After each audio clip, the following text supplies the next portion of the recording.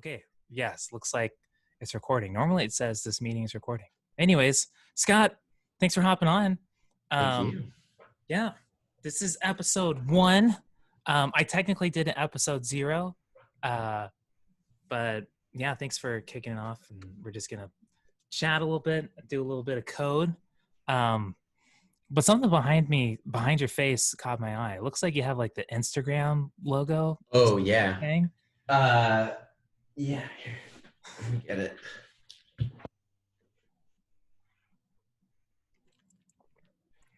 So it's actually a buddy of mine started this company in France. They're called Smiirl. What? It's like an IoT device. So like you can track it connects like to your Wi-Fi, and then it uses like the Facebook API, I think. So then it'll just pull your following. So then when people have like a brick and mortar business, then they just keep that in the window, and it like live updates every like 10 seconds, I think. Oh gosh, that's so cool. It's like this. I have like 4 of them. Do you want me to send you one? Oh, sure. Yeah. All right, cool. All right. I got an Instagram. So you can do a Facebook too, I think. Like there's a bunch. It's fun to play with. I will play with it. I was about to say I don't have a Facebook either. But that's great. So cool. Well, I'm glad I mentioned it. You said the company was Smiirl. Smiirl. I always misspell it as I think it's IIRL. Okay. Yes, SMIIRL. Oh, that's so cool. Wow. That is really fun. We should get them to give us a code for people to use. Yeah, I appreciate you. I appreciate you explaining it. It just caught my eye. I was like, that looks kind of funky. But yeah, it's cool. I totally get it. Well, cool. No, yeah. So you and we work together at GitLab doing front end engineering. I don't think I ever asked you, like, have you always done front end engineering, or you also do other things? That's a good question. So mainly done full stack. But I always fought for the front end issues, so I didn't have to work on the back end. I just found it more interesting. And long story short, studied business, then did like a program, taught myself some stuff, got an internship, and then kind of spiraled from there. So did you say you did full stack engineering and then studied business, and then, or you started studying business first? Started studying business first, yeah. Got it. So you didn't get like a computer science degree or? No. Okay. So what are you doing here, man? I don't know. I was reluctant to say something. Yeah, I also studied business in school. Cool. But I did go back to school for software. Oh, awesome. And I did a little bit of computer science in school I was getting a random minor, but it's not uncommon in the field to see people that don't have a formal education get into it. Mm-hmm.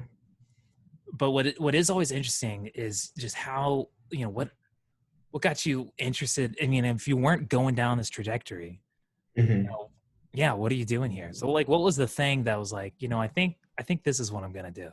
Yeah, so that's a good question. I had a job at a search engine marketing firm in college. And so it's like Google paid search, Bing search, whatever.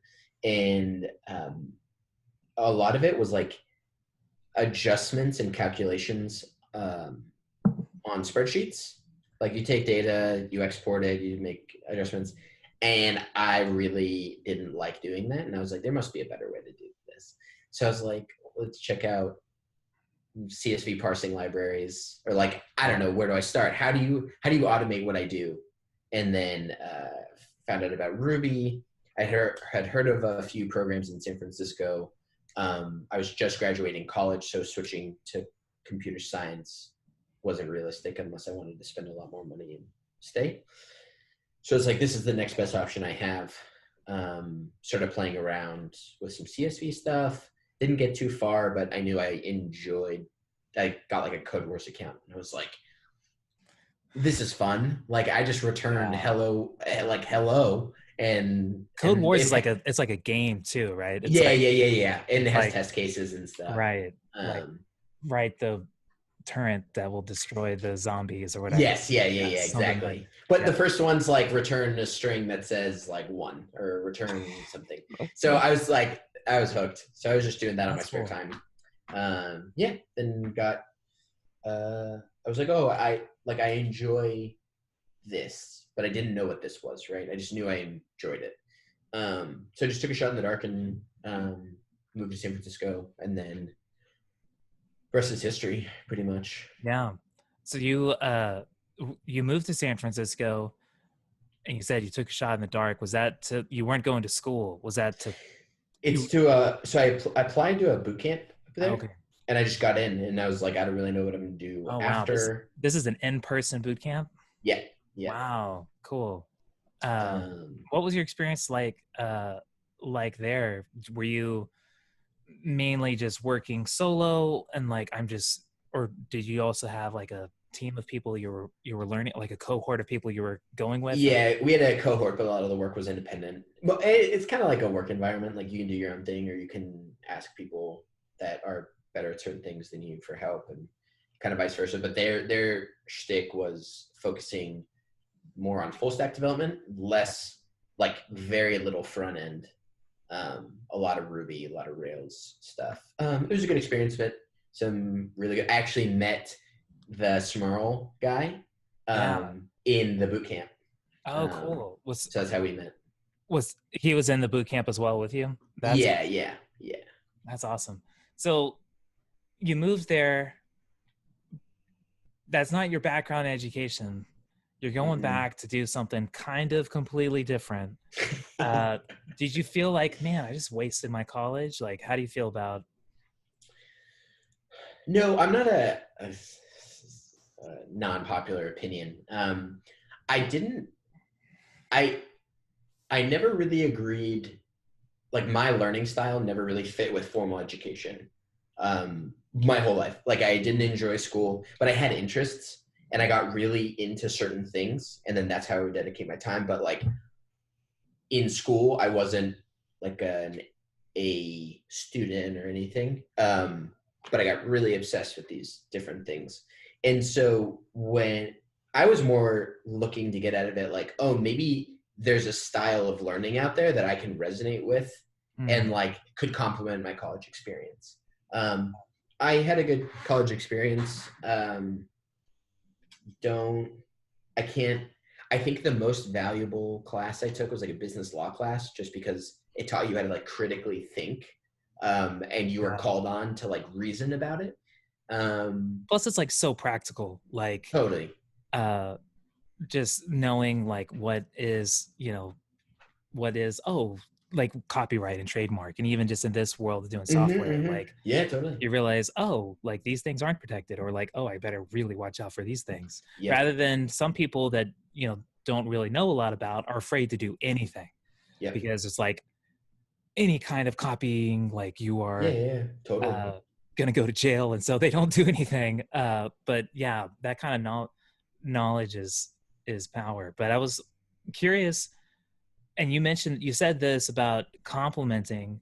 Like, have you felt like your business education has like through your boot camp or even after your boot camp has that complemented what you're doing right now, and Mm, in that's what a really ways? good question. And I'd like to hear what you think about this as well. I think I just because you had so many group projects in business school and it was very like team driven, um, communication. I mean, probably someone that watches this is going to say Scott's not a very good communicator, so I don't know what he's talking about.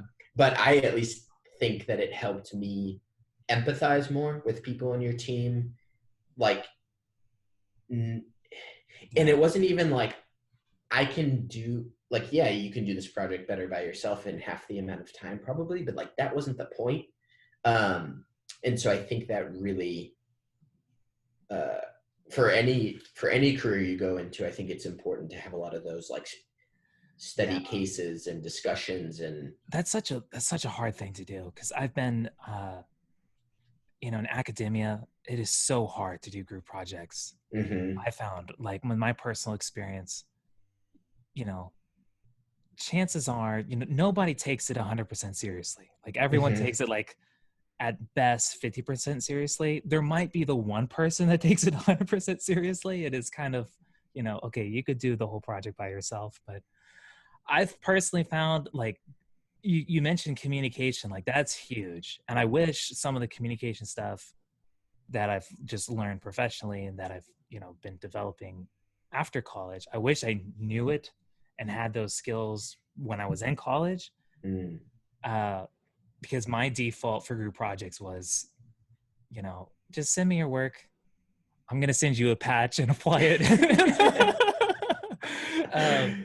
That, and I ended up doing just, you know, I found a lot of, personally, I found a lot of professors' expectations to be rather low, because this is just for my undergrad, and so it Mm-hmm. was like, but I was a much of a perfectionist, and it was like from the get-go for me, it was really good getting that experience working with people and realizing, like, okay, how do we have co-ownership of this without Mm-hmm. me really and that's something I'm still working on.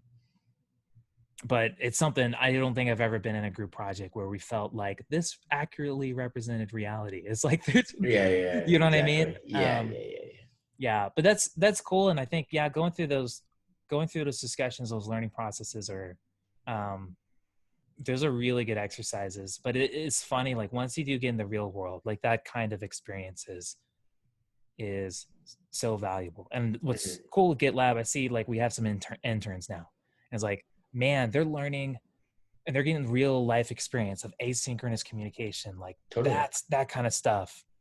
Um, you know, no one in college is learning how to do that, and you can't really learn how to do it unless you just do it. Do it Um, exactly. Yeah. and that's what's so cool about open source, and that's what's so cool about, you know, I love working at GitLab where we work in an open source project. But man, anybody can get that experience. Like sometimes I have this crazy idea of starting a boot camp to teach people how to contribute to GitLab and do my work for me, so It's a I great could idea. get people to pay me to do my work. Uh, Something tells me that that might be legally funny, but um, but That's awesome. that's one of the goals of this quote unquote podcast, the open source function, is Mm.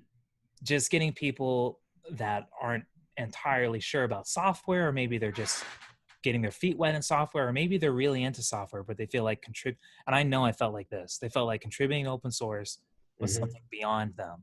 Yeah, yeah, yeah. Just, No, that's a really good point.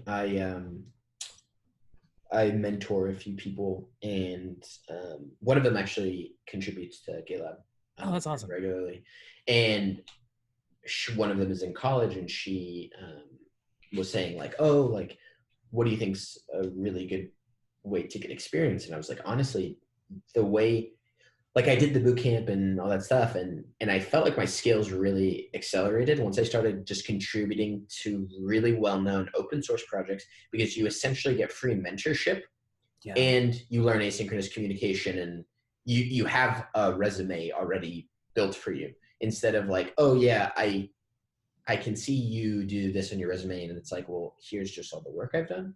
And I think that's super valuable. Yeah.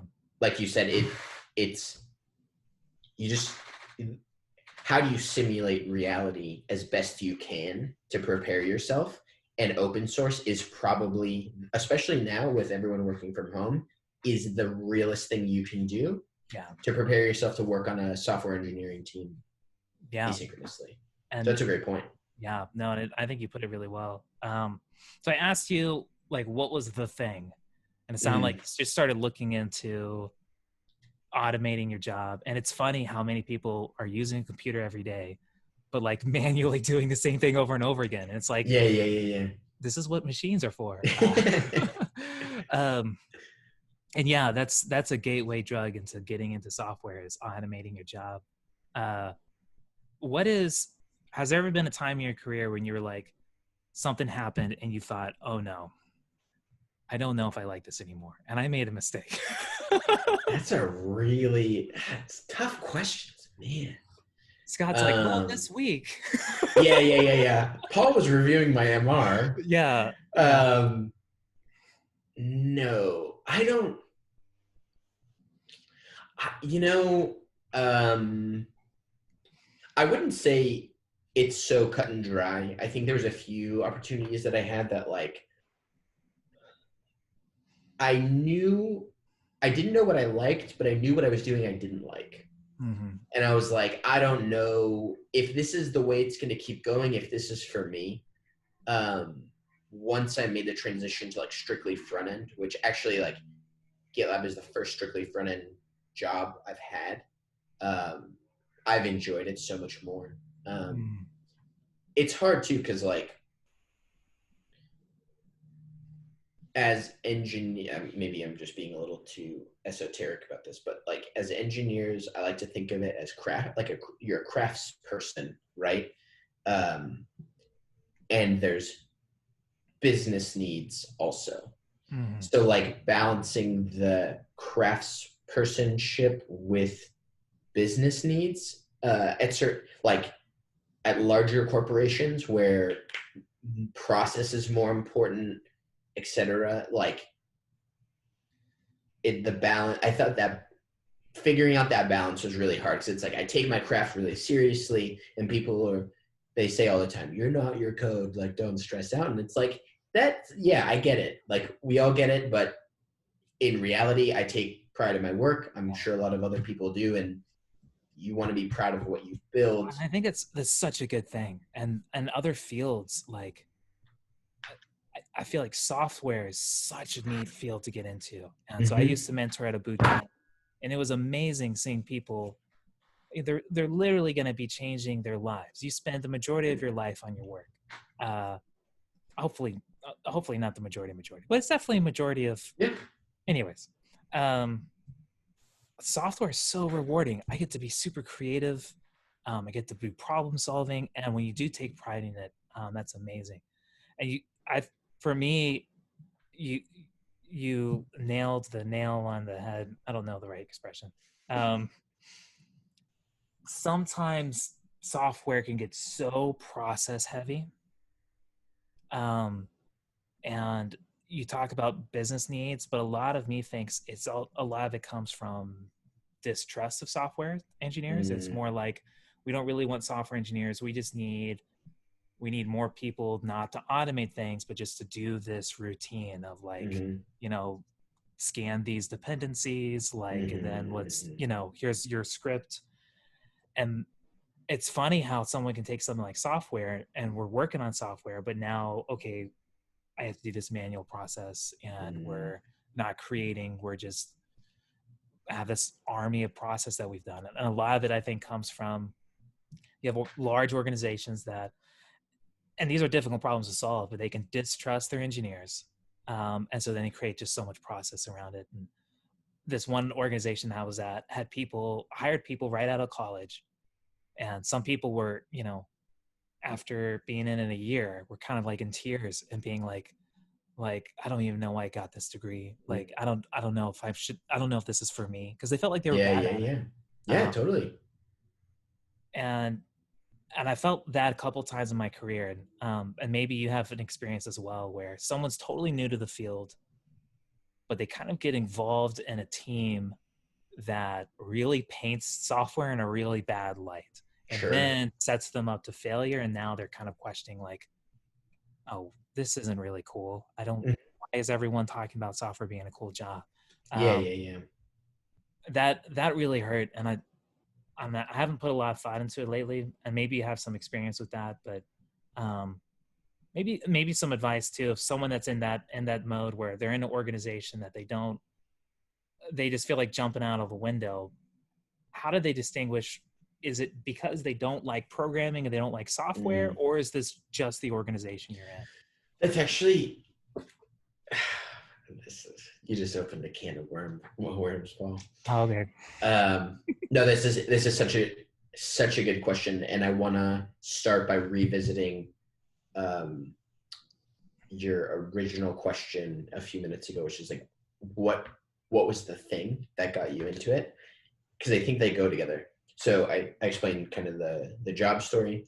But I also think there was something in my head that was, there's some novelty about doing something that I thought I couldn't do. Like computer science is the thing for kids that did well in school. Like computer science is for people that are inherently good at X, Y, and Z. And this is the first time in my life I was like, I'm just going to do something hard for the sake of doing it as well. Just to see maybe I don't like it. Maybe I do like it. I don't know. And I think this kind of segues into your question as well, because people have different motivations, right? And first before I answer the question, like first I would ask, like, well, why do you want to, when I get a mentee or someone that I'm talking with to help them kind of pick a path, like, why do you want to do this? Yeah. Like, I think that's really important to internalize. And, it could be you work a job and you're going to double your salary if you get into this. And I'm not to tell you that's the right or wrong reason to do that. I have opinions on it, but yeah. And if you thoroughly, like, there's something that you said, maybe your parents are like, all the kids in the neighborhood are doing computer science. You're doing computer science. Now you got to go get a computer science job. Like, there's so many things. And I think you asked a really good question by saying, distinguishing between, is it the team or in the situation, or is it just, I don't like this? And it's really hard in interview processes to like, it's an interview both ways, them to you and you to the team. And we can't go without a podcast without bringing up Brazilian Jiu-Jitsu. So I was going to, yeah. Okay, cool. So I think just like you, and we can talk about this later, you don't just go into a Brazilian Jiu-Jitsu gym or an MMA gym or some gym that you want to join that is that close contact without feeling them out. And you shouldn't sign up for the first one. And maybe your financial situation is, I need this job, and you take it and it's not a good fit. But we're back to the question. Okay, what are things I can do to see if it's the job or me? I would honestly find something you're passionate about. Find a problem you want to fix. Go build it. Go solve that problem. Program by yourself. Maybe find an open source project that seems really cool. Yeah. I know ESLint they have a great finding a open source project with assigned developers and a technical steering committee, I think is really important, because then you'll get to be mentored by these people who have context instead of being by yourself. So I think doing a project on your own, and hey, like, do I like this? Do I not like this? And if you don't, it's totally fine.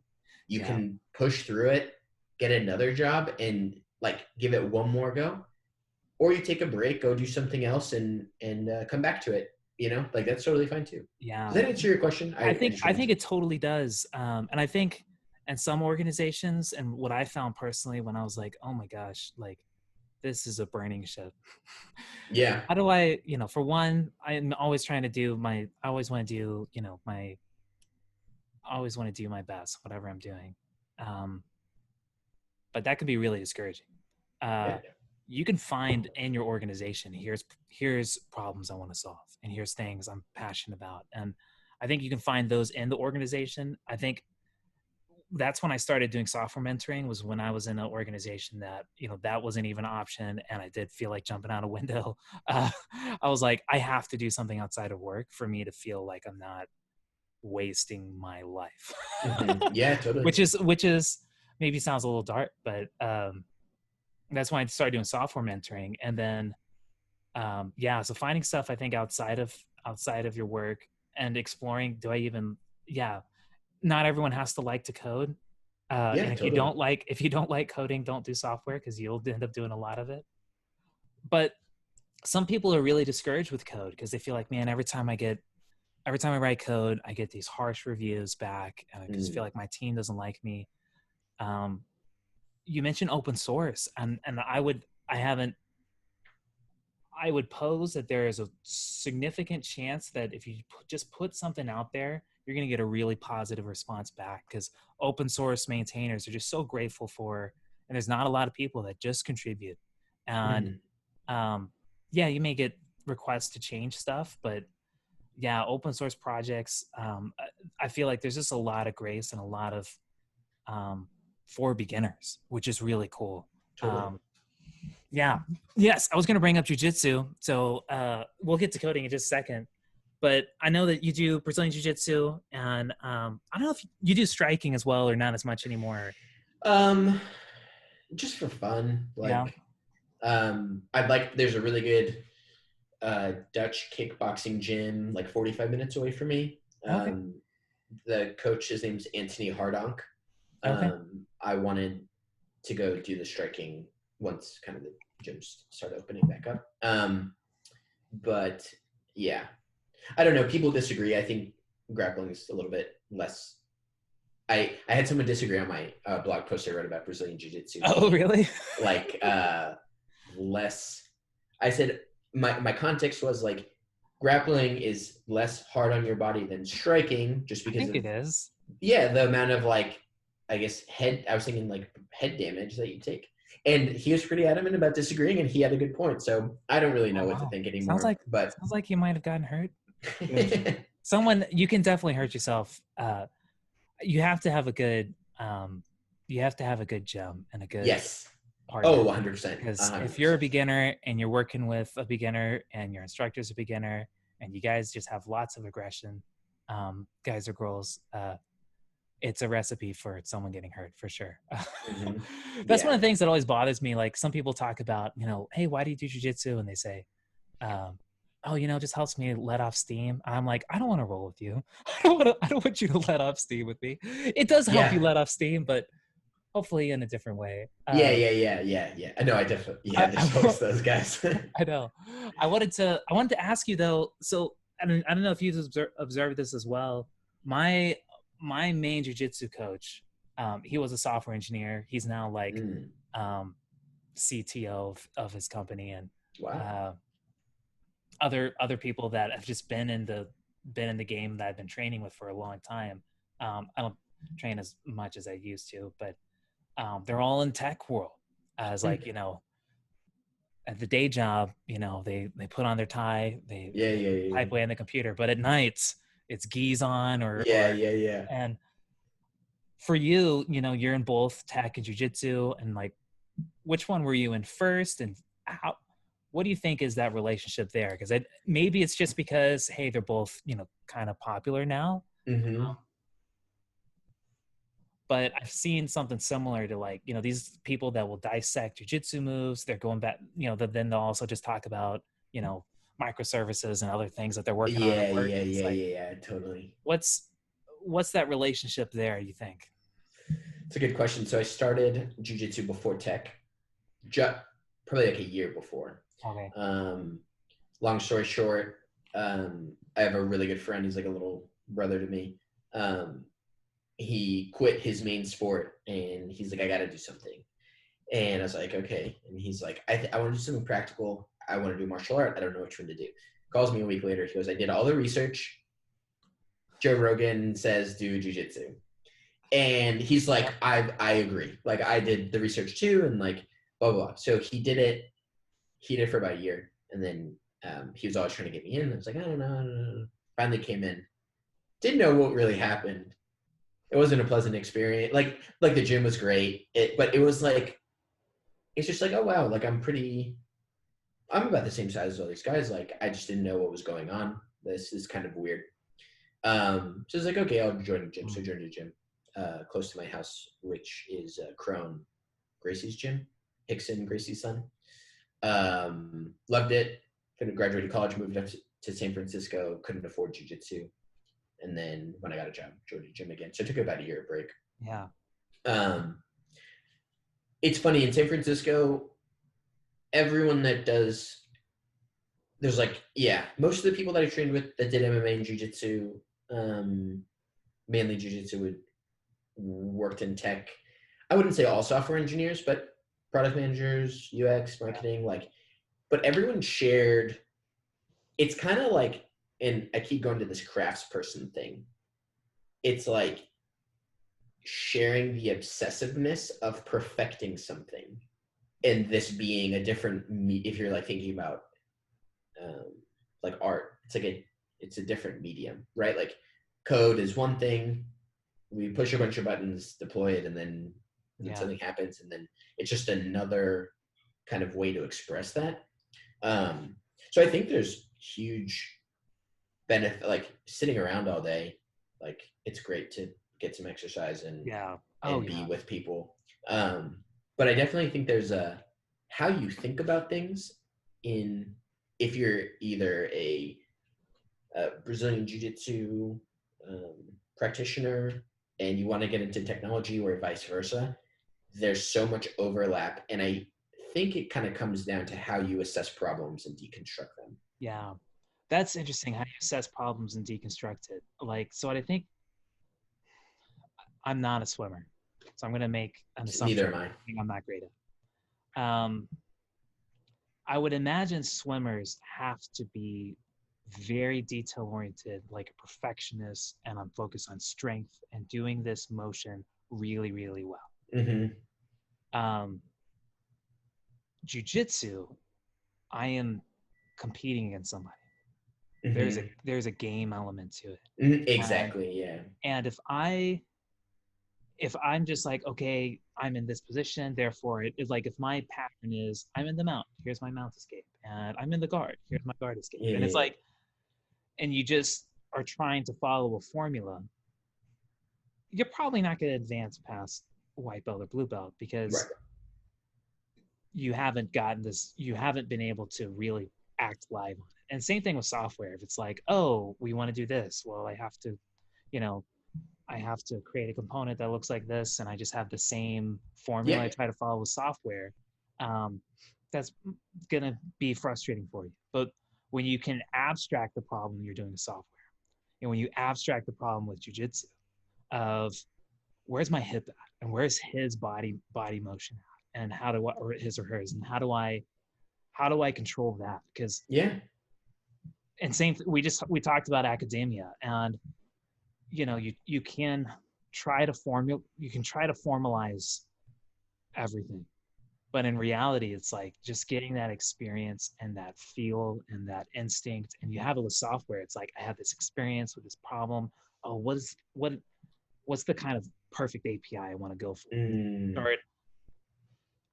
And same thing with like jiu-jitsu. I'm in this situation, I kind of really want to go for this move, and you start kind of reverse engineering how you do that, and you flow with it. I think breaking down problem solving, that's live happening in the role. Is problem solving. It's not I got to just train my muscles. There's that. Right. But exactly. It's live problem solving, and it's very creative problem solving. It's super interesting too, because like this really good coach was explaining like, okay, what's the difference between like a math problem and like a competing against someone in jiu-jitsu or combat sports? Is with math, your problem is static. You can always build, but when you have another person having their own agenda, the problem becomes dynamic. And so you have to constantly keep reorienting your problem solving, and then they're imposing dilemmas on you, you're countering, and then reimposing dilemmas on them. Like, it's really interesting. Have you ever heard of, I don't have this term right, but it's like adversarial programming? I'm going to give you a glimpse into how paranoid I am.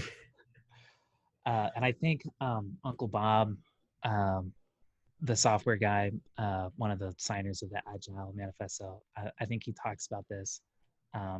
It's either him or like Martin Fowler or some of them. But the idea is when you're programming something, you're kind of, to promote defensive programming, imagine there's an adversary who's like gonna, for one, like try to unprogram what you're doing, or some adversarial user that's just going to try to break it, and just like everything you program, imagine this adversary. So that's interesting. You talk about a math problem. Yeah, math problem is static.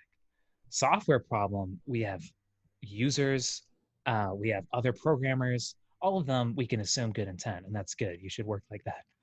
But for me, imagining this imaginary adversary causes me to really approach a problem differently and not Mm, take the shortcut. I like that. And the same thing for jujitsu is like, hey, if I try to do this, I'm just gonna go for it and stick my head out there. I got you. Like Yeah, yeah, imagining, okay, he's trying to fight me.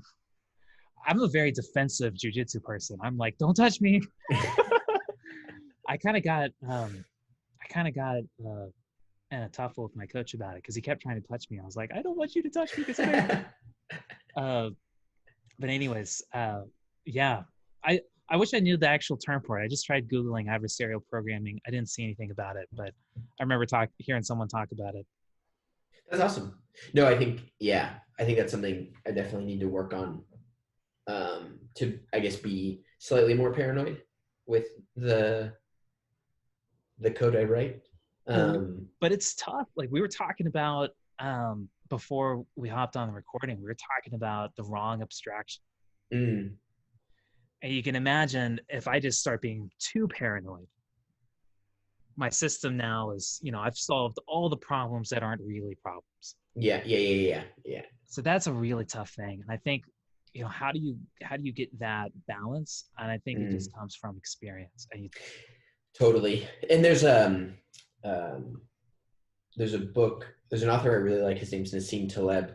He wrote Anti-Fragile, Skin in the Game, um, Black Swan, and a the CEO of AngelList quotes him quite a bit on his podcast. Mhm. And he talks about this concept like there's a higher chance that you're gonna miss the right thing.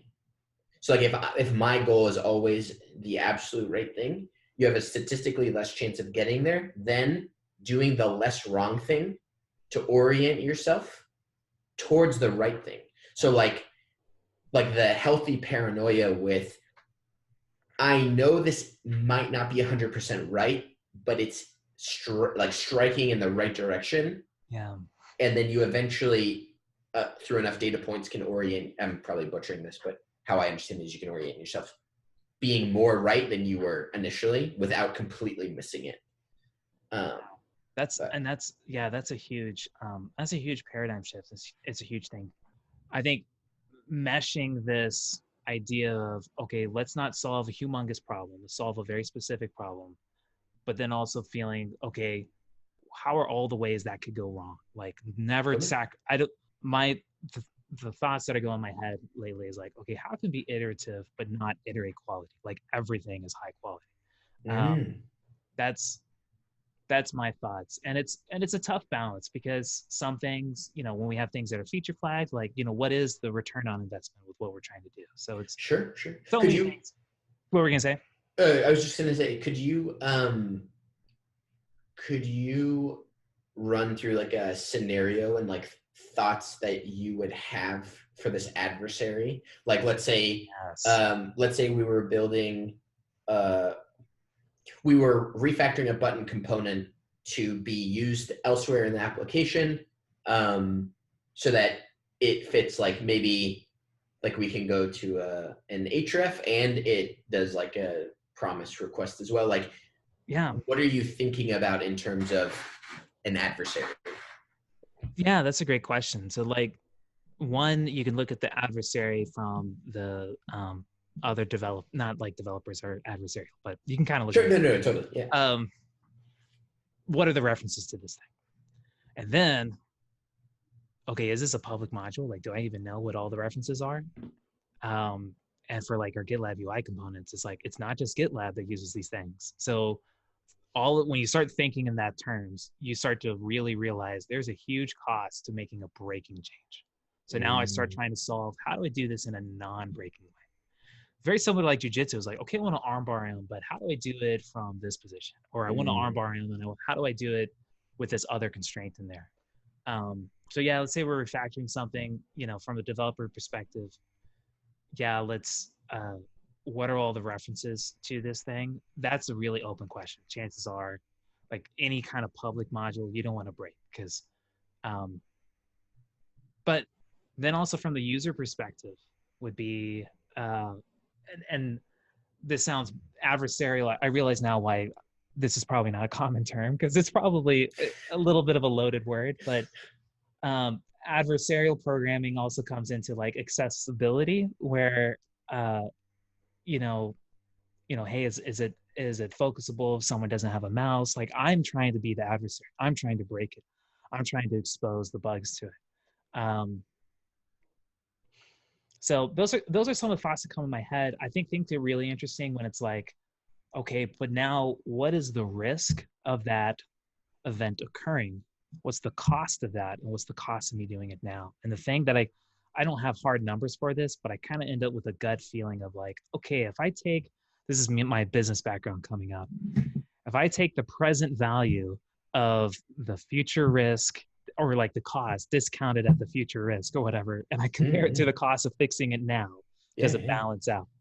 I don't ever have like hard numbers about it, but usually it's like, okay, here's a high risk thing with a high cost, and it's going to maybe be like a medium effort to fix.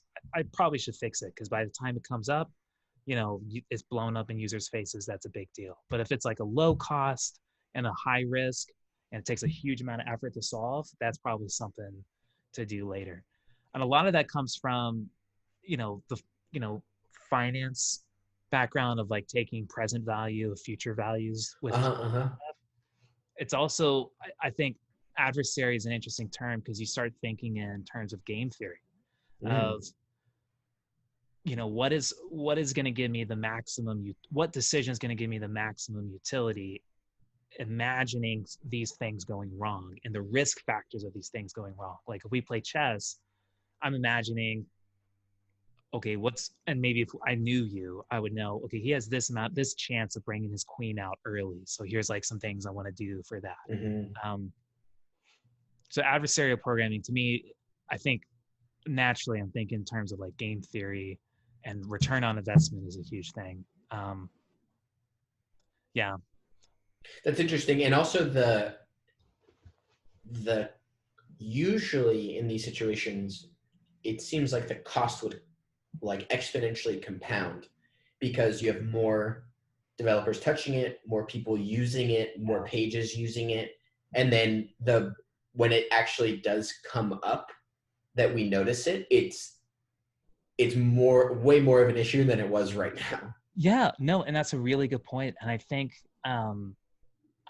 that's why and it's interesting, the relationship of library code versus application specific code. Application specific code doesn't have as much references to it, is used by only a certain amount of users, doesn't get hit as much. It'd be really interesting for us to have visibility on, at runtime, is this block of code, is this a heavy executed bit of code, or is this like not executed a lot? If we had traceability of this line of code to how often it actually gets hit in production, that would be really interesting. Usually it's just kind of a gut feel. You do like a grep of like the file name to see, oh, we import this on our root layout. Okay, we need to make sure we do this really, really well. Right. Or is it like, oh, this is just used once in Geo, and it's like, I don't even know how to get Geo running locally. So those kind of things come up. But any kind of, but even if it's not hit a lot, you also there's another cost involved as well, where I think with a product like GitLab, which is our brand, and if something doesn't work even at a remote part of our app, it does hurt the GitLab brand. And I don't think every project has to think of that cost, but for us, I think we do. So that's great. Yeah. Hey, this is a cool conversation. I appreciate you asking some tough questions. Sorry, I'm super passionate about software engineering and abstract stuff, so I'll just keep talking about it. Let's do some coding. Let's do it. So I'm gonna share my screen. If you want to drive, you can drive, or I can. You got it set up. I will. Okay. I think all I did was clone it. Okay. But so we were talking earlier. Here's just a list of projects that have kind of been curating of like, okay, these are some interesting these like high visibility projects and low hanging fruit kind of on them. Um, the one I did with my brother, we contributed Dino. That was super fun. Cool. Had never touched Rust before, so it was a lot of fun. You and I talked earlier. We're talking about doing Jest potentially. Does that still sound interesting? Yeah, I was So these are just a couple that I had found when I was looking at it. the first one looks kind of cool. What do you think? Yeah. So what I guess this issue list that I'd looked up, I was looking at the help wanted label. Cool. Yeah, here was one. So console.console global reference is undefined in the node environment. Also, just to circle back a point you made earlier, for people, you said, oh, it would be great for more people to contribute to open source, and like how to do that is pretty hard. If you notice in one of the first issues, just so people know if you're interested in contributing to open source, they usually on bigger projects have like a good first issue, and then like you were saying the help wanted. That's what anytime I go to a project and like just to get the lay of the land, always check for that. Yeah, and that's one thing I've noticed reviewing community contributions at GitLab. It's really tough when there's an issue that a contributor picks up that we're not really sure we want to do yet. And it sometimes ends where the MR is closed. Thankfully, like our contributors, I think we have just such an awesome contributor community where even though MRs are closed, they still feel like we've contributed because now it did cause a lot of conversation and it was beneficial to everybody. So yeah, even for people that are looking to contribute, sometimes it doesn't mean that my change actually gets merged, but it's still a super positive experience. Yeah, so I was looking at this label, that's true, and I didn't even notice good first issue. I was looking at ones that just seemed kind of doable. There's one that was really interesting to me because I know we use this a lot at GitLab, the to match object. Apparently it doesn't work if you have getters in your class. Oh, interesting. So it doesn't like okay, yeah. So then they would say that this base and sub are essentially equal because it doesn't look at the Yeah, so I guess since sub extends base, I guess here's just some other random properties, but you see when I say, okay, I expect it to match this object, these things are not actually hit because I have no idea why. But I was like, oh yeah, that seems interesting. Be kind of diving into how classes work and some of that underlying stuff. But this is in a node environment, so it's not even Babel transpiled, which is interesting. Oh. And then this one seems really crazy. Jest spends half its time importing Jest snapshot even when it isn't used. And in this case, when he got rid of it, caused his test suite to go significantly faster, which is interesting. Your call. Which one do you want to look into?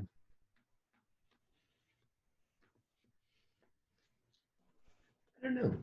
It's your show. You pick. Okay. All right. I'm gonna go with this one because I've actually think about it. Let's do it. Close tabs to the right. Yeah. So to match object doesn't work with class getters. Yeah. So I cloned it. Let's open it up. So over here, I cloned it. I ran yarn. Oh yeah. I guess I just ran yarn. I didn't even try building. Hopefully that doesn't cause any issues. So let's see, where is this stuff even defined? Let's go see if we can find it. That's a good first question. Yeah.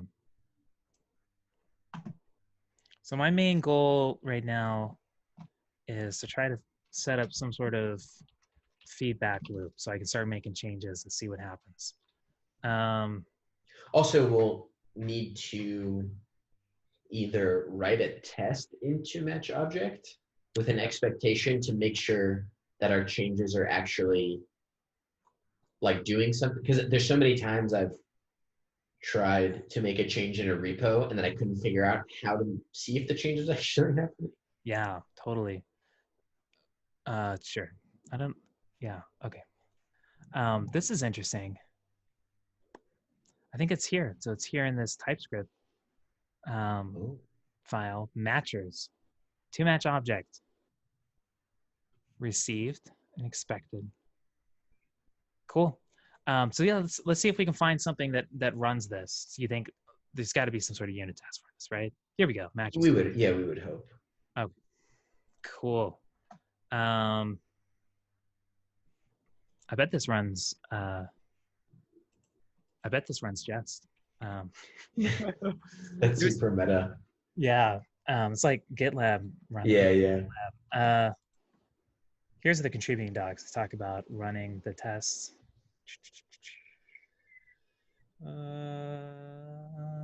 Testing, unit tests. Oh, that doesn't actually talk about running the tests. Okay, it's got to be somewhere in the package JSON now.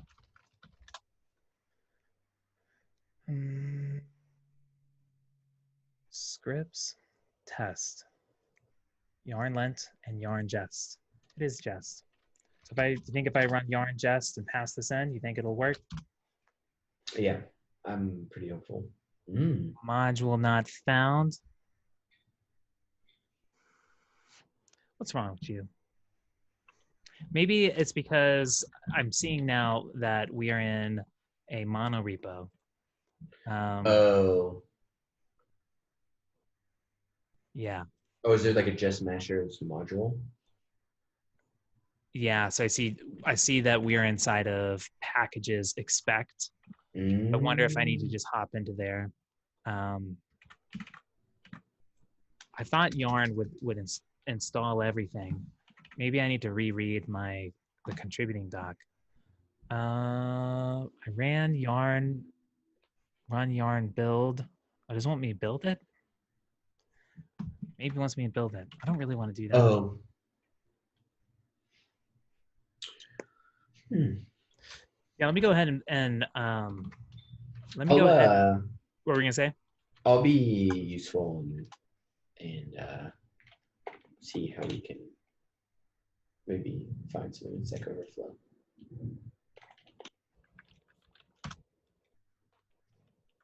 Oop.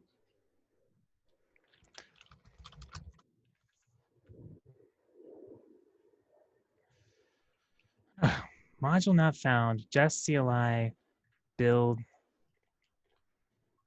Just CLI bin just build CLI. It's not showing up. Why are you not showing up?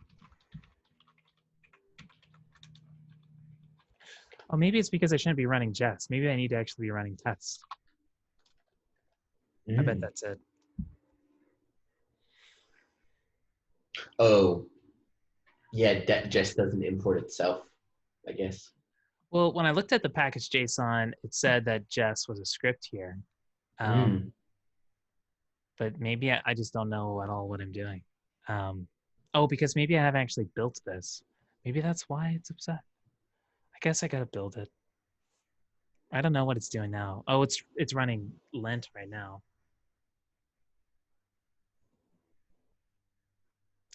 Yeah, I bet it hasn't built it because this is a JS file, and that's why it's not finding it. I'm trying to run Node on that. Just been, oh no, here it is. Oh, but then it's running Jest CLI bin.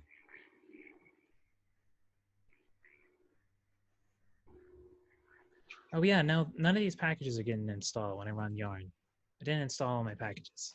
Maybe it's because I just ran yarn and I didn't run yarn install.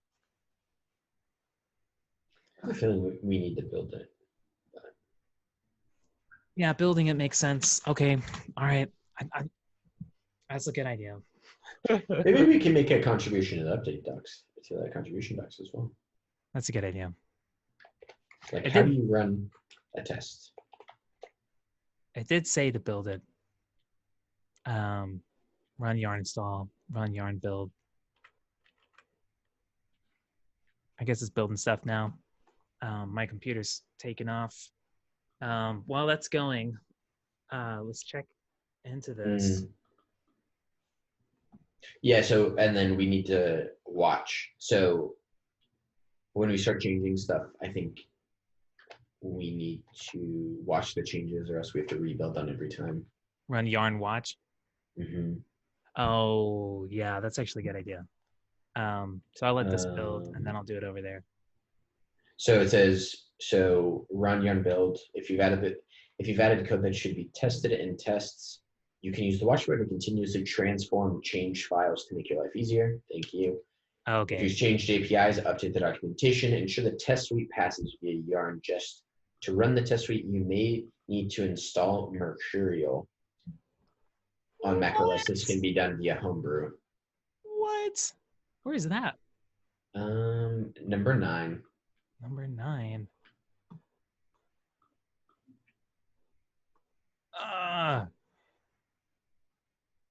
Maybe. Okay, we'll try it out. And you're right. That sounds like a recommendation. Yeah, I should. Or a suggestion. Yeah, I should have built it beforehand. But it's thinking right now. We'll let it keep thinking, and while it's thinking, we'll shoot in the dark. So this is interesting. Equals. Let's see if I can jump into this definition. Ooh, Jasmine utils.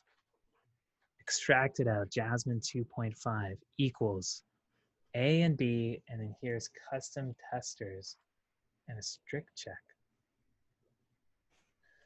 What's this EQ? Here we go. What is A stack and B stack? Oh, that's those are just started as empty arrays.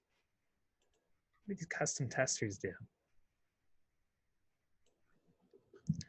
So here I'm iterating through the custom testers. I pass in my objects I'm wanting to compare. If it's undefined, we just keep, so if I didn't pass in actually a result, we go. But if it's like true, then we're good, I guess.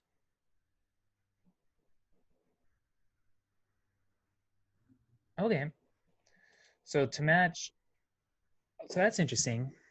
So we pass in these things. We have pass in subsetEquality and iterable equality. I wonder what those are. TypeScript is nice. I just clicked that thing. It jumped me right to it. Okay, over here in my other terminal, I'm going to run yarn watch. And it's going to do something. Yeah, let me see if I can actually run this test now. I think you actually run Jest. Oh, you think I can actually run Jest? Yeah, because it suggests ensure the test suite passes via yarn Jest. So then I'm assuming. Oh, it does. I think you're right.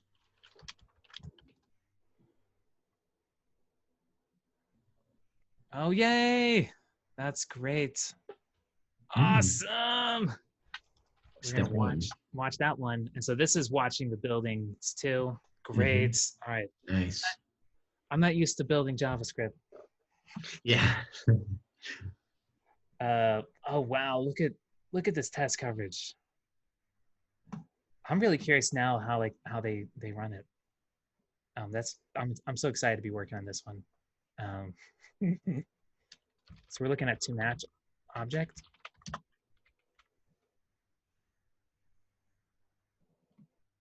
Oh, well, no, we want to describe. We want to look for the one that's describing to match object. Okay. There we go. Yeah, I'm gonna F this so that we force that description. You can. Oh, I didn't know you can use F in Jest. Yeah. Cool. Yeah. Looks like we're here. Cool. So here's like some circular references. Great. Awesome. There's like a cool class here too. Which seems like it's trying to test some getter stuff. So you sure look like you're supposed to be working. test not to match snapshots. What does that mean? Really quick, I'm not trying to be too skeptical. Should we write the unit test that the user provided and then make sure it fails? Because it That's could what I be a was. Yep. systems administrator. Like I think he or she was on a Linux box, not on Mac OS, and I'm not sure if it's Ooh. right. Ah. Am I wrong? OS Linux. Yeah, I don't. These get tricky. Yeah. Let's see. I want to see when. First, I want to see when this thing was added. This is 2 years ago. Okay. So it's not. Doesn't seem like that's a recent change. But yeah, let's check that out. So I'll go ahead and add these cases. I was just going to test it here. Do you think that makes sense? Yeah. Okay. And we'll probably get yelled at. Like. Yeah, we'll have to. Yeah, that's Yeah. great. So then I'm guessing these are all my test cases. So just for fun, yeah, let's see what happens if I do new sub with an empty. Oh no, I cleared it all up. New sub with a. Oh, what's wrong with you? Oh, is it because we're TypeScript? Syntax error, unexpected token, A. I've actually never used the read-only. I haven't either. I wonder why. MDN, read-only. Nope, not oddly. Oh no, this is the HTML attribute.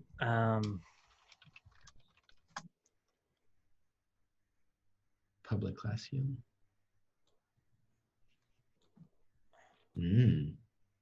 Does that not exist? Static. Yeah, read-only doesn't seem like a real thing. So maybe that's where their test is failing. I don't know. Let's just for fun make it a getter because that's what the scope of this is.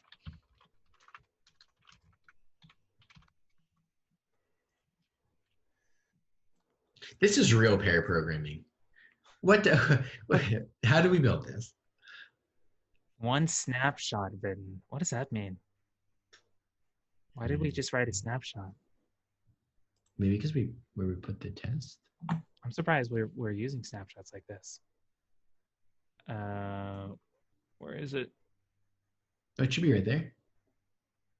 Exports to match object. No, that wasn't mine. Yeah, we're looking for sub, right? Oh. New sub. Nope. Gosh, I see like a green line over here somewhere, but there's like so many. Yeah, I saw that too. Let me see here. Oh yeah, here we go. It was that one. Yeah. Expect, received, not expected. Oh, okay. I was approaching all this testing wrong. This array seems, because Jest has to do assertions on what the error message is in and all sorts of things. I don't want to add this to a snapshot thing. I want to actually just test this out.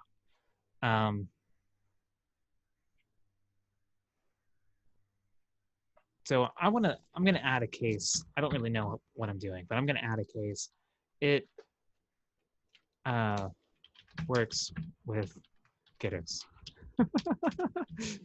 Okay. I need to get rid of my snapshot thing because it was hard for me to read and understand what's going on. I want to just assert, is this actually working or not?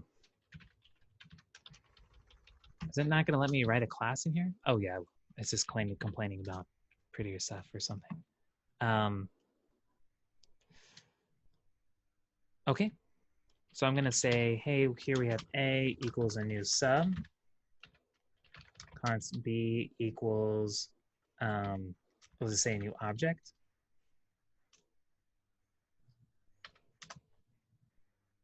And yeah, what happens if I do just expect A to match object B?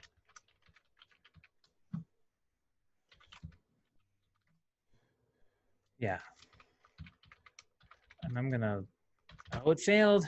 Okay.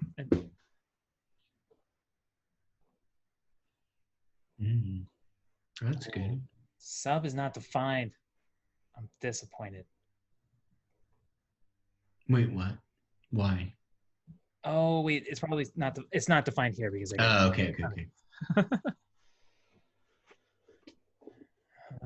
And that passed, but what does it mean?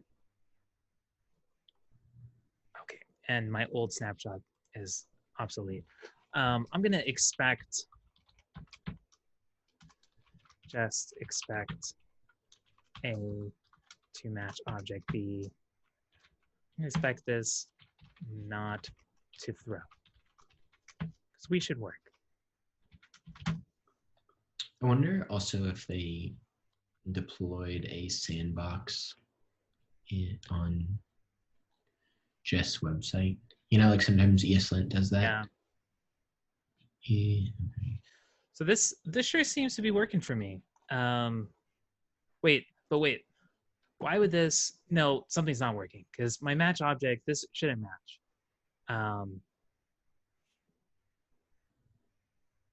Yeah, something's not working here because I would. Do you think it's our test setup, or do you think it's the implementation? No, I think it's our test setup for sure. Okay. I would, because I feel like I could throw anything into here and I'm not getting the right kind of test here. Oh, that fails. Why did that fail? Oh, yeah. Okay. Great. So what? That's weird. All right, I messed something up. We expected A to match object B. Is that what we had? I think it was, I accidentally did B and B. Okay, so if we make B an empty object, then it should still fail. Yeah, so I wonder if I go here and I do something like this dot A equals 1, which is kind of what I guess the read-only thing that was happening. Ooh, I have to go all the way down here. Yes. So this is very much the Okay, same cool. Nice. Getters are not working. We should comment on that issue. We were able to get it. Well, I mean, yeah, after we can do that after, but read on. I'm super curious to see what read what the read-only is. is. Yeah, Yeah, it might be like yeah, I don't. I'm actually. Maybe it's just a TypeScript thing. I bet it is just a TypeScript thing. Oh. Yeah. Yeah, it is a TypeScript thing. Okay. Read Well, only. that's good to know. Am I in a TypeScript file? No, I'm not. No, because it's a spec file. Okay. All right. So it's just like having just a regular thing. Mm-hmm. Okay. All right. But clearly this kind of thing works, but it's not working for getters. And I wonder why. I also wonder why we have 2 calls here. I was trying to just copy this one. I don't know why they would do it twice. As long as they get the information, I'm happy. Oh, I got some weird information. Oh, maybe I can just do just that. Let me see. Sorry. I don't know why I would need to call it twice. Does that make sense? Why I'm confused? Yeah. Okay. That seems to fail. I'm happy. Okay. I'll leave that commented out. All right. So going back to here, we have this thing, iterable equality. So because we're passing these, what it looks like when we jumped here to equals, we can pass in custom testers. And that's what it's going to run. If a custom tester returns something, that's the value of equals, right? Mm-hmm.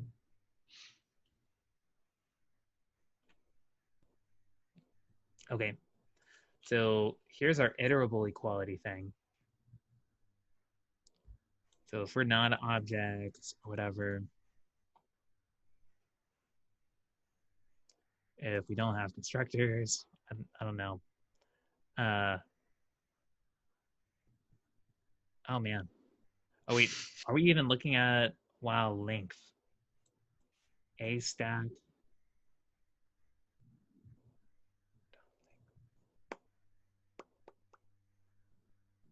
This must just be for iterators, because I wonder if I can just get rid of this and we get the same thing.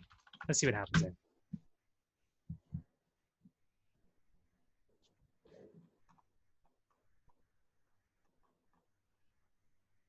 Yeah, I wonder if this will even work. Can I just get rid of this one? Let's see what happens there.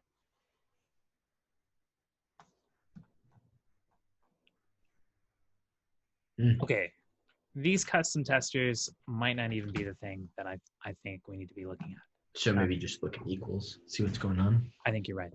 We need to just look at equals.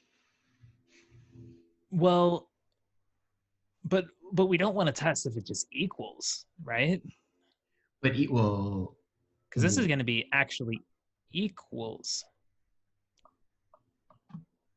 not just a subset. So I bet what we really are interested in is in this subset thing. But the subset, you remove the subset equality and then it ran and then we got the same expectation, right? Or you think, I don't know. Okay, me neither. But it looks, the way this works is it says, hey. Cool, yeah, you want to console log the keys? Maybe that'll. So, yeah.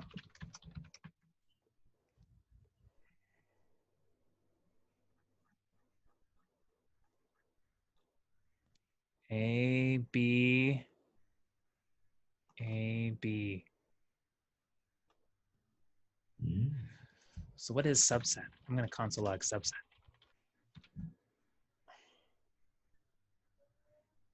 This is a very roundabout way of doing whatever they're doing. Yeah, it's just, we're in a dark room. Let's try and find the door or find a corner. Yeah, I feel like we're close because C hasn't shown up, and I think that's just got to be the reason why. Okay. Okay, that's interesting. So we're checking out. But C doesn't get logged, which is really weird. That can happen. Okay. It's not getting logged. Oh, because every is short circuiting. Every will do that too. It stops at B, because once B B is false, we're done now. And I bet it has something to do with the hasOwnProperty bit. So I wonder if the I wonder if hasOwnProperty can't, because if sub extends base, I bet hasOwnProperty can't go to the parent. No, I think you're right. But wait, but it worked for A, like, so maybe it's not just has to do with the parent. So I'm gonna say I want to console log A, or wait, can you just scroll up a little bit so I can see base? Yeah. Okay, so we have A, B, C. Got it. 1, 2, 3. Okay, cool. And then sub. Perfect. Okay, awesome. Yeah, exactly. That's a great point. hasOwnProperty. Yeah. There's something there. I know there's something. There's like an alternative.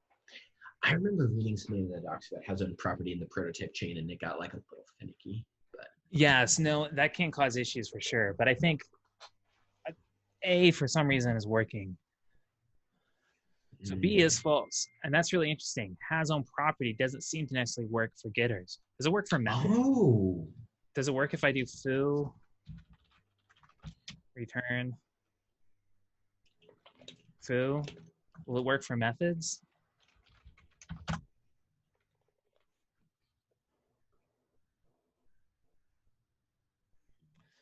So I wonder if hasOwnProperty. So that's interesting. Yeah, ES6 class hasOwnProperty class methods. Okay. Reading the description of hasOwnProperty. All descendants of object inherit hasOwnProperty. Yeah. This method has been used to determine whether an object has a specified property as a direct property of that object, unlike the in operator. This method does not check a property of the object's prototype chain. That was the weirdness. I couldn't remember. So, yeah. Oh, you're right. We shouldn't be So, using hasOwnProperty. We should try to use n. That's really the solution. Because if I do, man, you got me hooked, Paul. This is we're doing this. Oh yeah, we're done. I think we're gonna be able to solve the problem. That's what I'm so amazed about these pair sessions is like, in a matter of an hour, it's funny just how much I think you can do. That's why I bothered you at work so much. I appreciate it. I don't think I did something right here. I was trying to console log this thing. Top of the file? Oh yeah. We want to use n.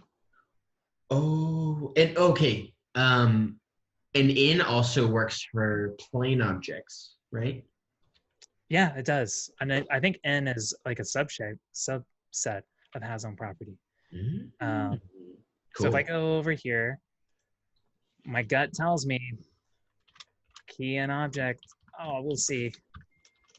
How great would this be? So we talked about, changing code that everything touches. This is one of those. Yeah. This is one of those things that everything touches. I'm optimistic though. It does seem like it should work. Uh-oh. What's wrong with you? Oh.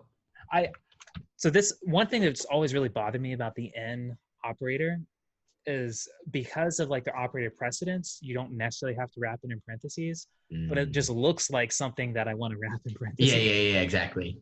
It looks so much like that I'm still not entirely sure that I'm going to put it in its own thing. Okay. But they're checking first here if object does not equal null. I guess I got to do that first. Gosh. I guess, yeah, never mind. We can refactor. Pass. That was it. All right, let's remove the F. See what we break. The F describe. F. Yeah, that's a good call. Oh man, if we do end up breaking something, it's gonna be wild. I am gonna get rid of the console log, and I guess they had this so that they had this expectation so that every test had an expectation or something. So I haven't contributed to open source in a while. This is so much fun. It's fun, right? Yeah. And also like I feel like you get to did everything pass? No, I didn't. Oh. It in open source projects like this, it seems like you get more into the algorithms than you do in like basic front end development. Sure. Yeah. Like we're dealing with stacks. We have like a linear search. Yeah. Oh man. How many failed? 6-1.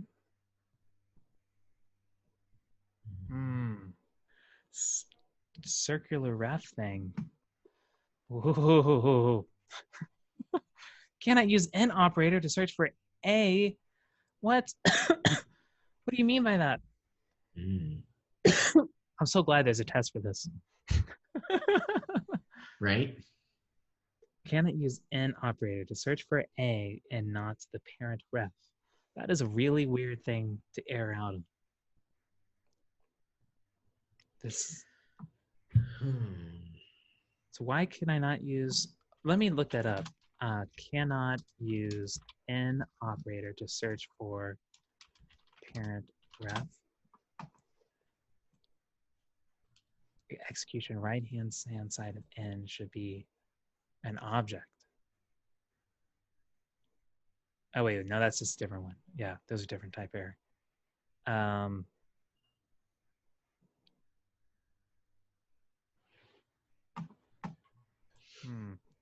Can I use n operator to search for? It's not really giving me this parent ref thing.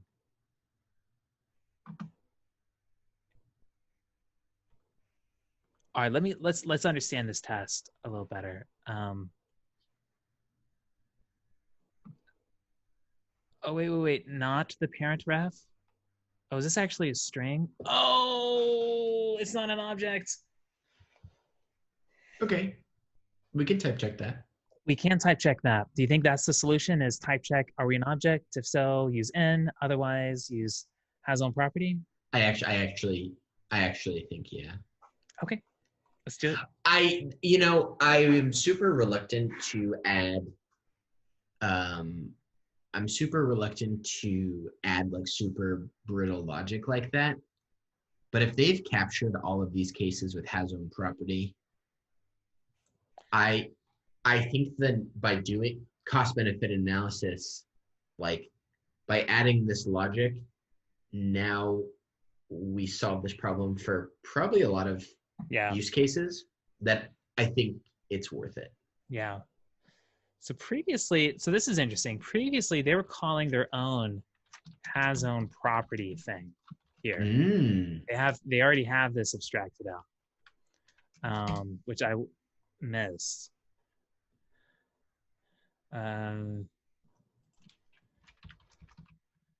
Let me know if you want to drive. No. This is great. This is great. Oh. I think we're on a good roll. Okay. That's where they at first call hasOwnProperty, or they see, so if that's false, which it will be in our case, hasGetter from constructor. So let me go ahead and, so we gotta reevaluate. So let me go ahead and run just that spec. The hasGetter returns whether object instance inherits getter from its class. This type of constructor does not equal function. And these are some specific cases. Get own property descriptor. I saw that in, let me go Google that really quick. So I'm gonna check out hasgets. I'm gonna double check we're actually getting this thing. So many specs. Hasgets. Yep, we call that thing. Cool. Let me see what a descriptor is. Okay, so get own property descriptor method returns a property descriptor for an own property that is one directly present on an object and not in its prototype chain of the given object. Oh yeah, look here, descriptor is undefined. 2 years ago, test more precisely for class instance getters. Okay, so should we add a conditional? Yeah. Or will in, okay, so if, okay, I keep moving and hitting my desk. This is super, you're good. Super annoying.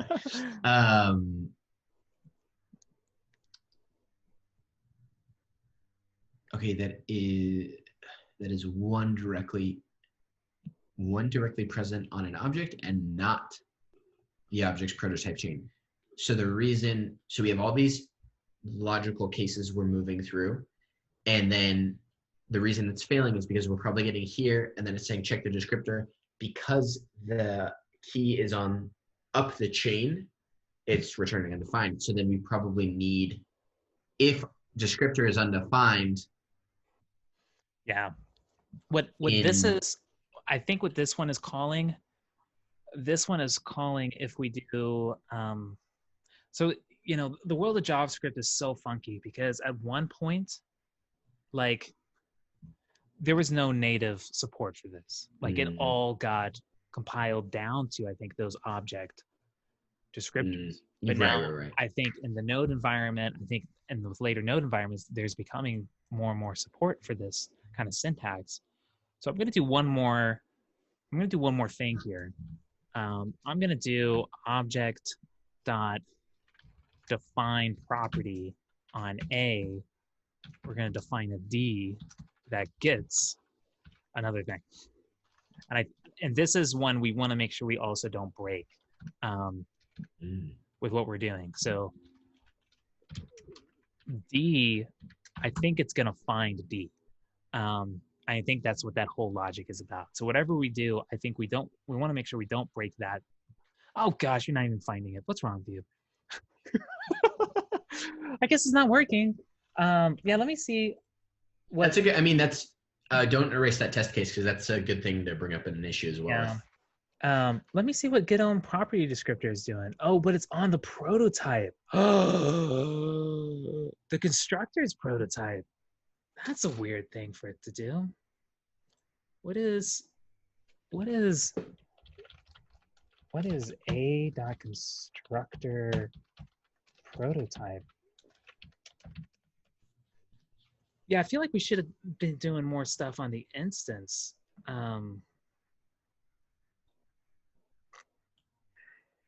Space. The prototype is base, and you see there's no getter on that.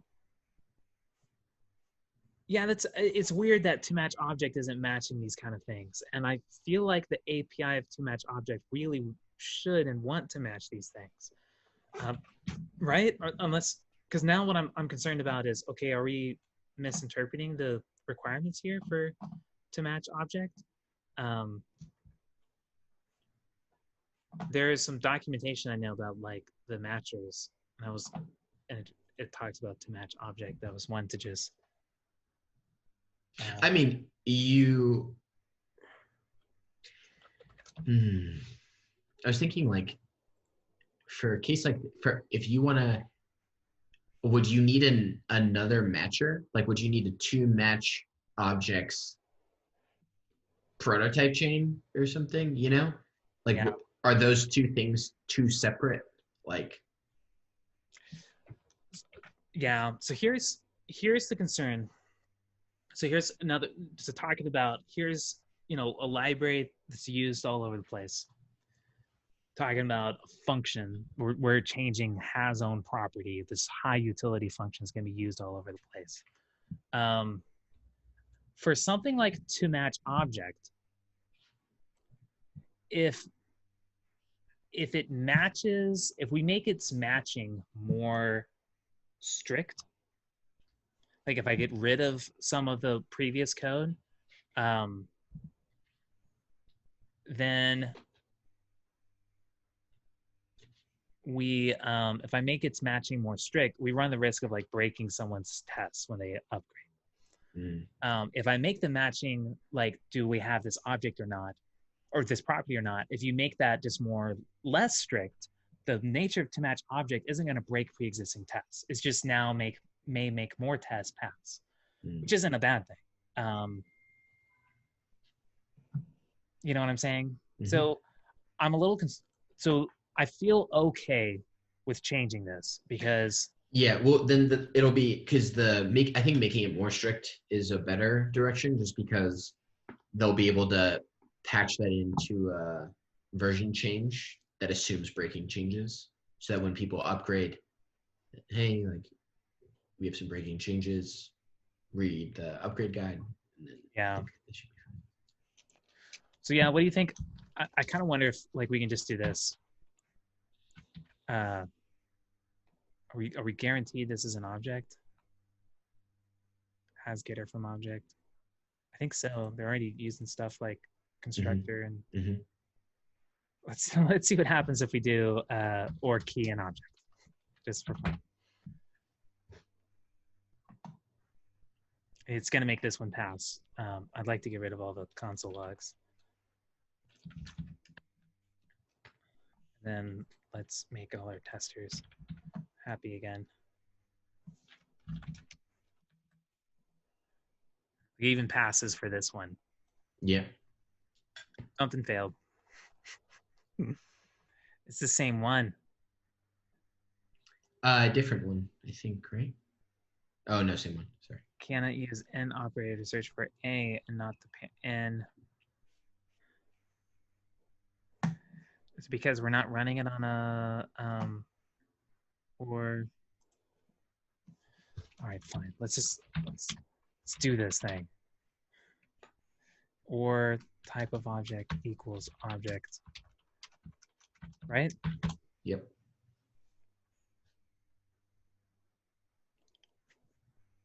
That's it. I get rid of that F describe.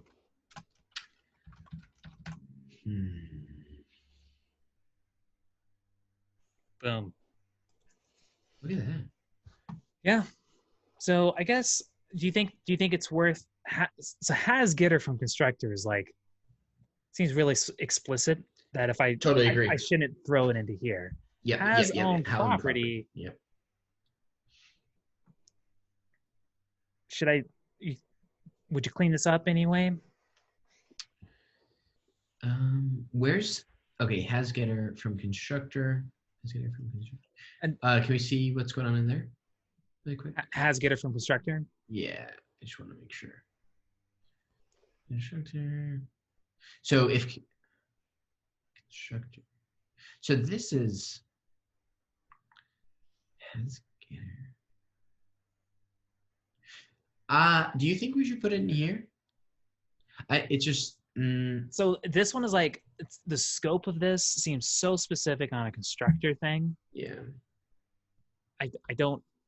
Yeah, I think because we can infer that in is essentially has own property up the prototype chain.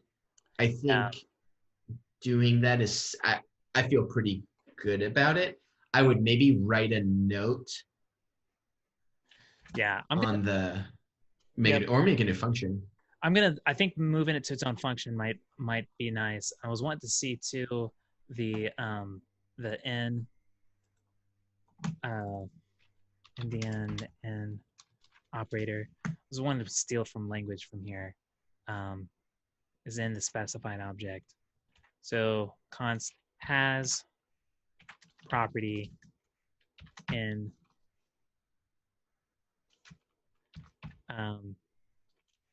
that's not a thing. Has property in object. Yeah, I'm gonna do has property in object. What do you think? Yep. Okay. I don't think I even need this.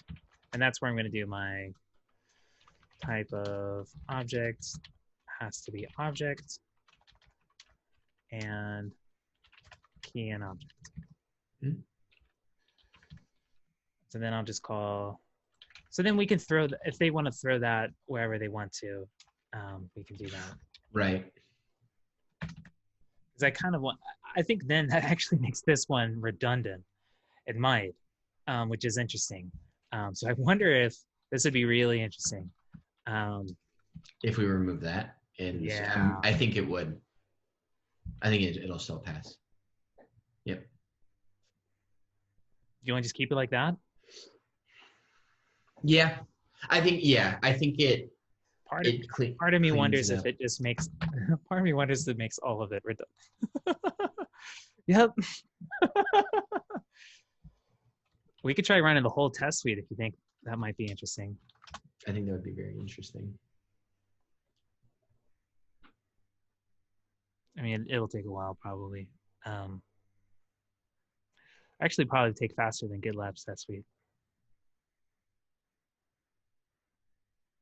Oh, something failed. Oh, because I don't have Mercurial. Does not inherit proto getter from object. Oh no, that's interesting. And the utils test specifically, that's going to be important to probably check out. Looks like this file has its own tests.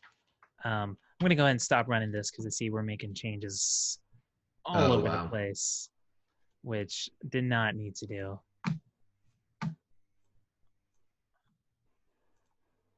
Oh man. So maybe I'm curious if maybe we should run. I think we want to run just the utils test now. It's getting close to time. Do you have a little bit more time left? Sure. Okay. Yeah, so let's undo some of this distractedness that I caused, and see if that fixes that.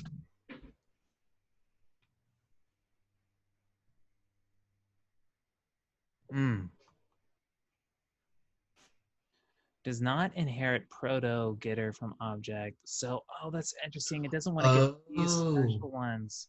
So interesting. Oh. So but that, I just like reading the test failures. I think if we fix the open issue, these tests are going to need to be changed. Yeah, I have another idea. Okay. So if I look for, if I look for hasOwnProperty, it's used in a couple of other places. So there's subsetEquality where it's used, but then it's also used in this get object subset, which it says it's helpful strip properties from object that are not present in the subset. Useful for printing the diff for to match object without adding unrelated noise.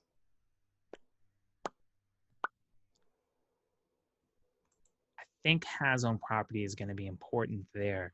Because like what I was thinking about was, what if we just did this has property and object? What if we just did that over here in our equality check? You know?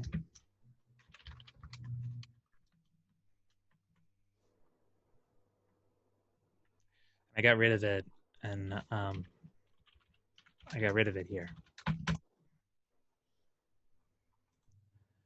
You know what I'm saying? Mm-hmm. So let me run the matches one too.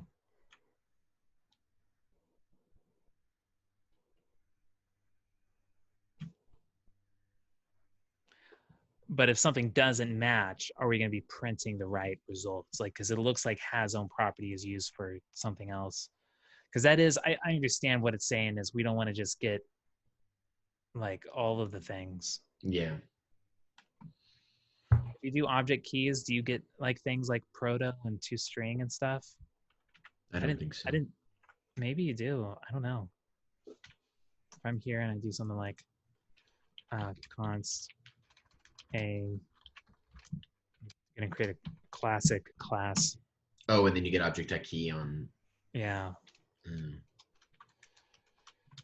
This dot foo equals bar.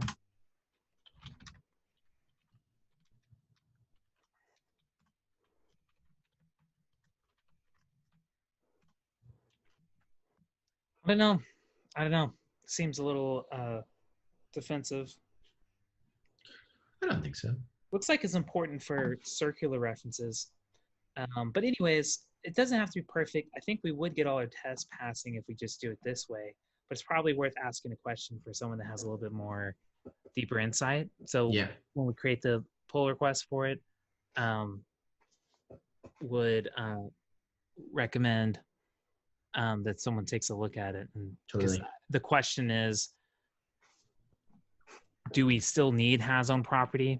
Mm-hmm. Clearly, and so looking at some of those tests, it had, brought up some things like proto. And it's like, yeah, we wouldn't expect proto to be in there and things. And that makes sense. Right. Yeah. Because I think they were trying, we were talking earlier, they're trying to replicate hasOwnProperty to not search the prototype chain. Yeah. But that's not what we want to do for match object. Like for match object, we actually wanted to. Right. Exactly. But it just so happens match object was using hasOwnProperty. Yeah. So we'll see what happens. That's tricky. But I think if anything, the worst case here is that we might end up with the inconsistency with how something's reported versus what we're actually checking. But I honestly don't really know what I'm talking about. So. And you also, maybe we could split these into two separate tests for your example on line 2176. This one, yeah. Yeah, I don't know if those should be two different tests, because the mechanism in which you're attaching the key is a little bit different. Yeah. No, that's a good call. Works. So I would say works with class getters. Do we want to do the snapshot thing? That's what it seems like they're doing the majority of their tests. Oh, so these are the two match snapshots. This is really confusing for me. Yeah, same. Maybe we get feedback first before we. Okay, that's a good idea. And that's another really important point to highlight about contributing this kind of stuff is once you get code out there, just push it up. Don't feel like it has to be perfect. Yeah. I wonder if this was, yeah. Anyways, I wonder which one was like one of the more recent ones. Yeah, these are like done a while ago.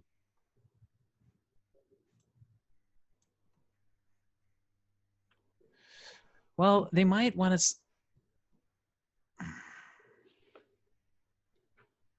I'm gonna go ahead and yeah, I'm gonna go ahead and do that. I'm gonna go ahead and do this. I'm gonna, because it seems to be the pattern that they're doing Okay. right now. Yeah. So I'm gonna do that, and then down here, I would expect these to match. Oh gosh. Oh, yeah. Gosh.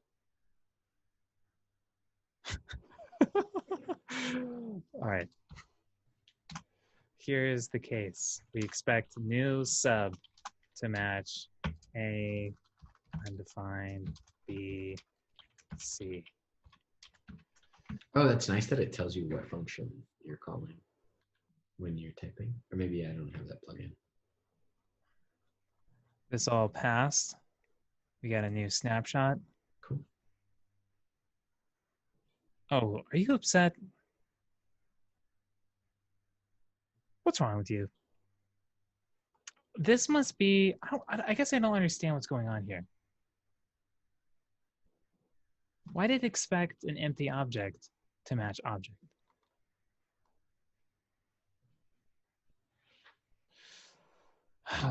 I clearly don't understand what I'm doing. Man, that's disappointing. Oh, tuples for each one. Pass. True. Expect. Stringify. I've never seen someone use a tuple in JavaScript. Yeah. That's like a Haskell functional programming thing. Oh, so these are backwards. These are the tests to match, not test not to match. I guess mine is just backwards. I'm gonna try it one more time. Sorry. I'm sorry. Yeah, this is the lame part of the episode. Let's see what happens here.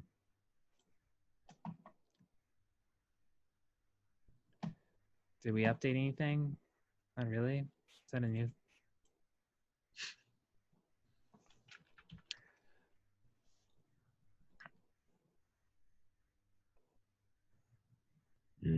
Oh, it's not liking my snapshot.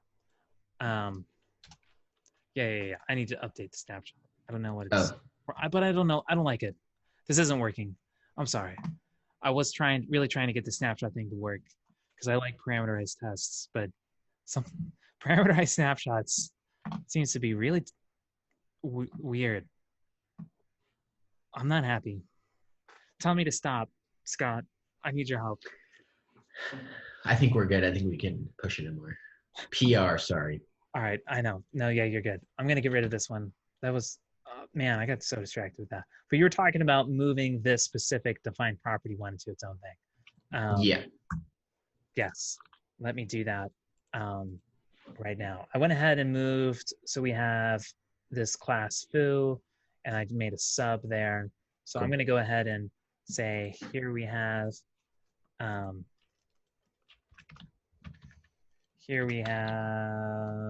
can get rid of these classes I was messing around with. Here we have and you're talking about doing this define property in a different one, right? Mm-hmm. Works with define property getters.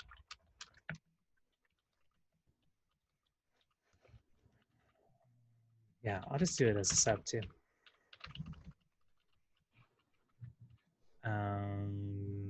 Yeah, for this one, I'll just say, hey, do you have D4?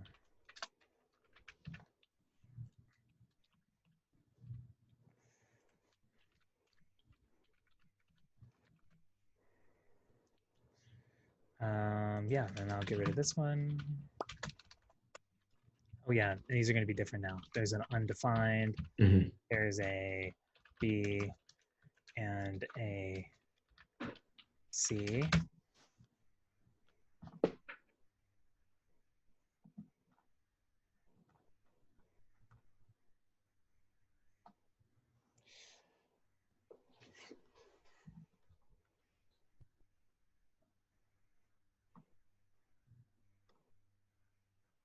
It's not even working now. That's weird. Oh, because I said it. Oh, I didn't say it extends anything. But here's the interesting thing. Before we continue, look at this message, error message. See, it doesn't even contain a property. I bet that's related to our hasOwnProperty stuff.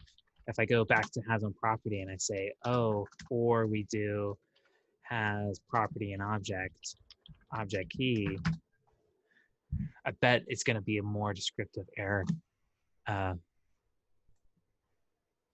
Or not. That's fine too. Yep, nope, that's a not. And that's all good. I'm just going to go back to here and we're going to say we extends foo.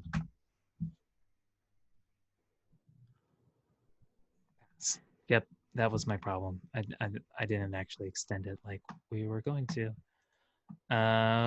Cool. I guess I'm happy. Are you happy? Very. That was productive. Yeah, let's create the commit and then I can create the PR. If you want to create the PR and take credit for it, you go for it. Okay. Oh, I guess I gotta create the branch stuff. But hey, thanks for hopping on, Scott. Of course. I'll ping you on the PR as well. Sure. If you want to just take a look at it before I ping one of the project maintainers. Always. But yeah, it was super fun. Thanks for your help. Sorry, I just got super distracted. No, that's good. And that's one of the challenges with this is trying to get it to, and what I like about it too is all these projects are organized differently. And Totally. how do you make This is pretty straightforward. That like we were up and running fairly quickly, which was great. Yeah, that was good. So Jest seems like a pretty nice project to contribute to. It's nice it has such large test coverage where I feel better about making a change like this. So that's good. Well, cool. I'll catch you later, Scott. Have Awesome. a good one. Bye. Thank you. You too.